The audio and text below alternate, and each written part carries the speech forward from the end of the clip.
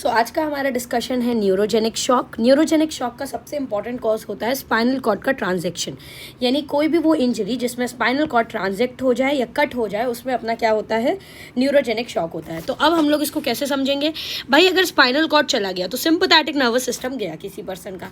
Sympathetic nervous system का shock के cases में दो इंपॉर्टेंट फंक्शन होते थे। पहला, ये रिफ्लेक्स टेकीकार्डिया कराता था। अब यहाँ पे क्योंकि सिंपैथेटिक सिस्टम काम नहीं कर रहा है तो रिफ्लेक्स टेकीकार्डिया नहीं होगा, यानी हार्ट रेट बढ़ेगी नहीं, हार्ट रेट उल्टा कम होगी।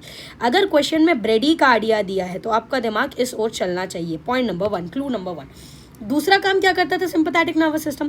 दूसरा काम सिंपैथेटिक नर्वस सिस्टम करता था पेरीफेरल वेसोकंस्ट्रिक्शन।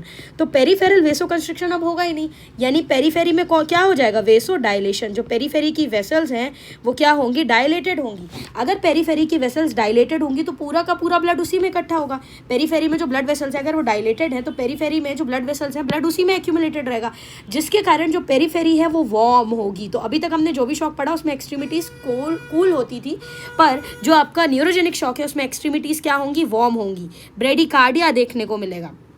एक और चीज़ समझो भाई, अगर पूरा का पूरा ब्लड जो है पेरीफेरी में एक्यूमुलेट हो गया तो हार्ट में जाने वाला जो ब्लड है वो कम बचेगा।